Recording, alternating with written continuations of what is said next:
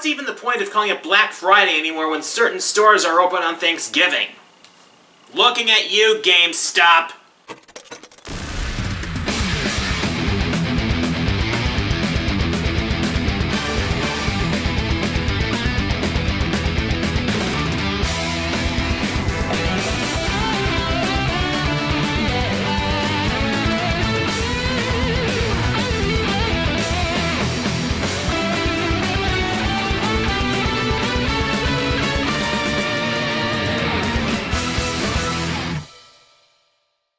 So, Mega Man 11's been out for a while and has gotten widespread acclaim. And ever since I did my Let's Play of the game, one comment I've gotten several times over is, are you gonna remake your top 50 Robot Masters list?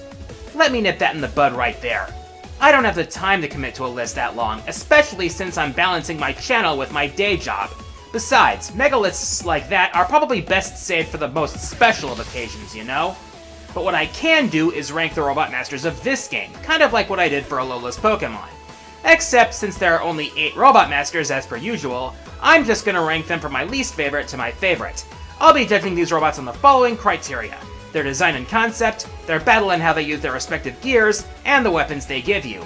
I decided to ditch using the stages as a criteria, since the quality of the stage doesn't affect the Robot Master himself. Yes, I can use that pronoun since there aren't any female Robot Masters in the game. Though, not gonna lie, I kinda wish there were. Alright, double gear up! It's game time!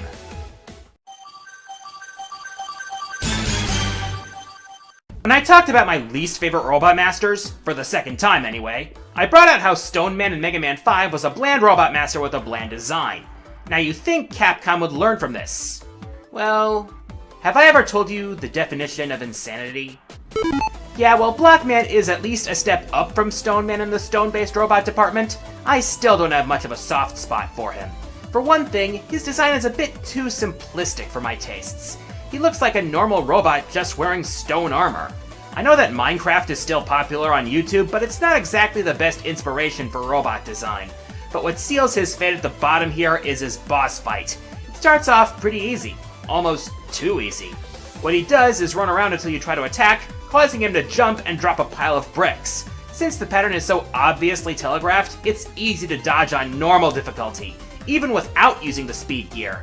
But once he loses enough health, he activates his power gear and is training from Rita Repulsa. Make my monster grow! People have complained about the Golem form because they got cornered against the wall, but that's not my issue. After all, you can dodge all its attacks with the right positioning. No, my issue is that it adds another layer of length and another health bar to the fight when it isn't needed for a Robot Master battle. A Fortress boss maybe, but not here. But at least it's not all bad. The block dropper is a great weapon. Being able to drop blocks from the top of the screen and reach enemies that are above your jump height is always a plus. The Mega Man franchise is no stranger to robots that are just silly. I mean, look at Top Man from Mega Man 3, or Arms did the name better than Mega Man 7, and just try to take them seriously. And continuing the proud tradition of goofiness in Mega Man 11 is this big old doof. Bounce Man is pretty strange in the design department. I mean, a bunch of rubber balls connected by elastic cords is definitely befitting a robot aimed at the younger demographic. I hate to see this guy get trapped in the ball holders at Walmart. As for his fight, it's actually pretty simple. He simply bounces around the walls and occasionally throws elastic punches like both Spring Men, minus the rush attack, or if he's close enough to the top of the screen, then he'll drop down and bounce around. To be honest, his speed gear attack is kinda disappointing. It only lasts a moment and it just amounts to more bouncing. And then he just goes right back to his old pattern for a while, only to activate it again after taking more damage. Think Duo's Meteor attack from Mega Man 8 because it's literally the same thing. Heck, he's even about the same relative size as Duo, being over twice Mega Man's height. Interesting thing about this fight is how he breaks apart after being hit with the pile driver, which is his weakness. So instead of one bouncing ball, now you have to worry about 6. Though you can take out the smaller ones until he pulls himself back together. Not a bad fight, but there's definitely better. Thankfully, the bounce ball is a good weapon. Think the rebound striker from 10 multiplied by 3. Or turn on the power gear and multiply it by 6. That makes for some insane coverage around the screen. Actually, come to think of it, the weapon selection as a whole is pretty solid for this game.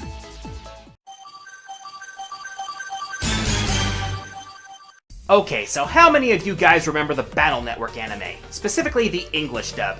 Remember how they changed Fireman's dub name to Torchman? I'm guessing it's because they don't want a villain's name associated with those brave heroes that risk their lives in the face of danger. Interesting that Capcom would make an actual Torchman years later. And to be perfectly honest, I think it's an improvement. For one thing, I think his design looks like an upgrade from Fireman, ironically enough. Hey, you have a torch on your head? That's cute, I have too. I also like what they were going for with him being a fire safety advisor who moonlights as a martial artist. And that also extends to his fight. He has a set of 3 base moves, those being a flaming Hadouken, a fast flaming roundhouse, and even a rider kick. It's a limited set of attacks to be sure, but both kicks come out quick, requiring you to stay on your toes lest they get seared. Later on in the fight, he'll activate his power gear, which may as well be a V-trigger. It only lasts for a moment, but you'll need good positioning to make sure you dodge the flaming wheels with room to get out of the way of his flaming crash. It's a fast-paced and fun fight. However, his weapon, the Blazing Torch, can be a little trickier to use than the other weapons in the game. By that, I mean you need to be more precise with your placement than you would with most of the other weapons, mainly due to the arc of its ascent and descent. Of course, you could just activate power gear and have 3 of them at different angles for some huge coverage. Meteors deserve to have widespread damage, they've kind of earned it.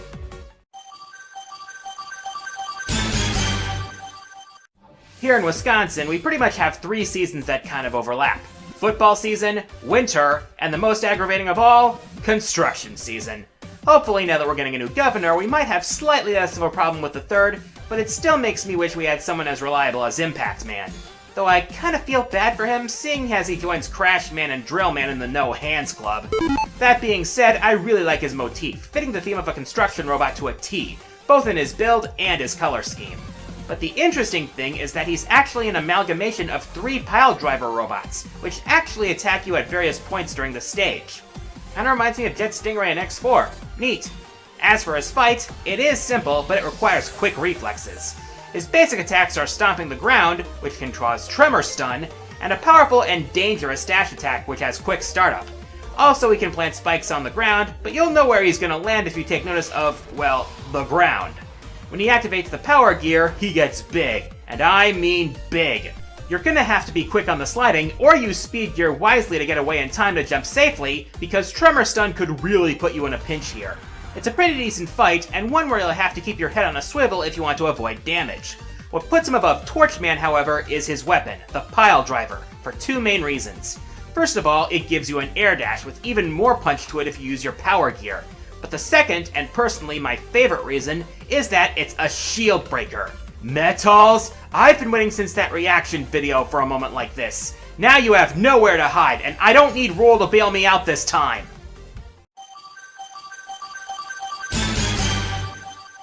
You don't need to be a chemistry major to know how dangerous acid is. It can eat through stone and metal, give you heartburn, and make you trip like you're seeing pink elephants. So naturally, the stuff would pose a significant threat to our favorite blue bomber if it's strong enough.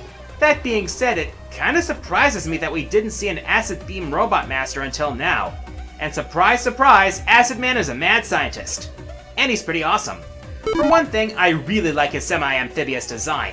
The green and purple color scheme really fits the motif he's going for here. The bubble covering his head is a really nice touch as well, and it wouldn't surprise me if that's what's protecting his face from all the chemicals he swims in. As for the fight, his attack pattern is pretty simple to start out. He'll jump around the screen and try to pelt you with acid. Of course, if you want to actually damage him, you'll need to peel away his barrier. It's gonna take several shots before that bubble pops. Unless you have the block dropper, in which case you can smash it in one shot. Of course, when he activates his speed gear, you'll need to prepare for a chemical tidal wave. Sure, you can time your jump to get over it, but just when you clear him, he'll jump out and spray acid on your head. It's a fun fight, but the best part is that the acid barrier is fan-freaking-tastic. Most barrier weapons dissipate or discharge after hitting the fire button again, but this bubble comes with its own projectiles that don't cause the shield to fly away. It remains up so that it can block projectiles for you until its timer runs out. Even better, turning on the power gear makes the barrier corrosive, so that any enemy that hits it will be damaged. Looks like the Jewel satellite has some competition for best shield.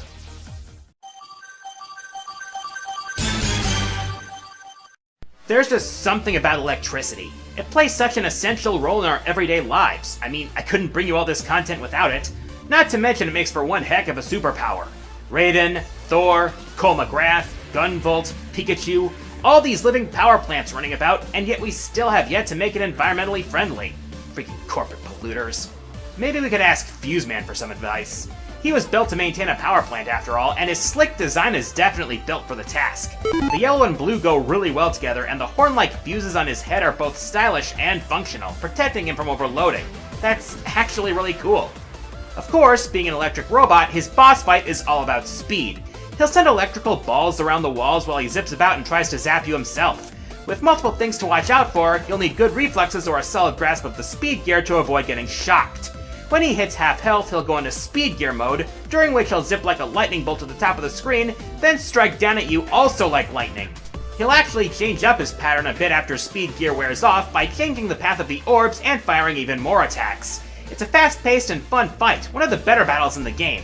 And his weapon, called the Scramble Thunder, is pretty unique among wall-crawling weapons. You can actually fire it upwards, giving it an advantage over previous similar weapons in the series.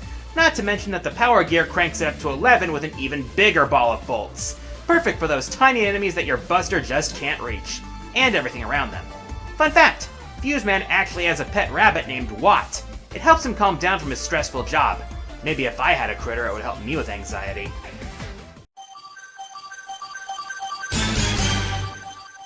Explosions are one of the most common practical effects in show business, and for good reason.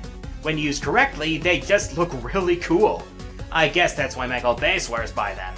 And explosive-themed Robot Masters also have a lot of potential, which is probably why I really like Blast Man. A robot who specializes in the most elaborate of pyrotechnics for movies and theme parks, he finds art in explosions. People who have read Naruto may find this idea familiar. Check out this design, by the way. It's like if Bakugo from My Hero Academia and Axel from the X series were working together on the design of a new park mascot. And I mean that in the best way possible.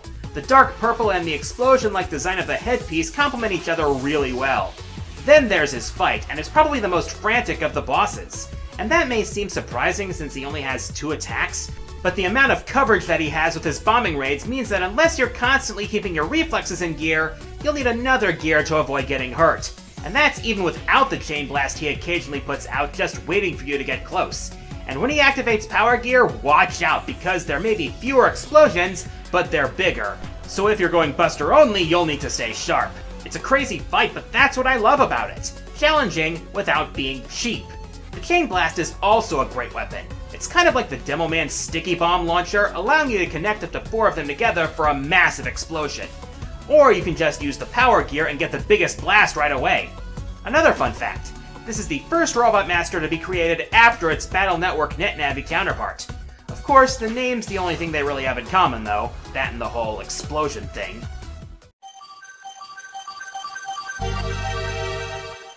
Okay, so I really see no need for any kind of build-up here, because simple process of elimination should lead you to the conclusion that Tundra Man is my favorite Robot Master in the game. In fact, he'd probably rank at least in my top 20 favorite Robot Masters to date, maybe even my top 10. He's definitely my new favorite ice-based Robot Master, my favorite looking in the game, my favorite fighting in the game, and probably the most metrosexual in the whole franchise. I mean, when the guy became inspired to take a figure skating to find a reprieve from his lonely existence monitoring the Arctic, he even changed his design to something far more elegant to match his new obsession. And I am all about this design. Those golden skates, those beautiful ice crystal ornamentations, and an icicle ponytail to top it all off. I don't know what he looked like before his modifications, and all cards on the table, I don't even care. And his fight, while not the most challenging in the game, is definitely the most flashy. Just be careful not to get distracted by his dazzling moves, otherwise a bad judge's score will be the least of your worries. Then there's the matter of speed gear, where he goes from figure skating to speed skating, before unleashing his signature Tundra Storm. And he can activate it more than once, so be careful. It's a glamorous fight, in addition to being fun as hell. Heck, even his death is flashy and beautiful. It also doesn't hurt that the Tundra Storm is an excellent weapon. Normally, it's an anti-air weapon which has a chill wind blow around a small distance around you. But turn on the power gear, and it goes from an area weapon to a full-screen Arctic blast which can clear the entire area. Man, our old friend Dr. Cossack really outdid himself on this one. Wonder if we'll ever see the guy again in person. Somehow I doubt it. Unfortunately. I'm the Quarter Guy, and considering that Mega Man 11 was made on a low budget and with a team of 40 people, I'm glad that people are enjoying the game and that it's doing relatively well in sales. Hopefully this paints a bright future for the franchise. Now about Legends 3.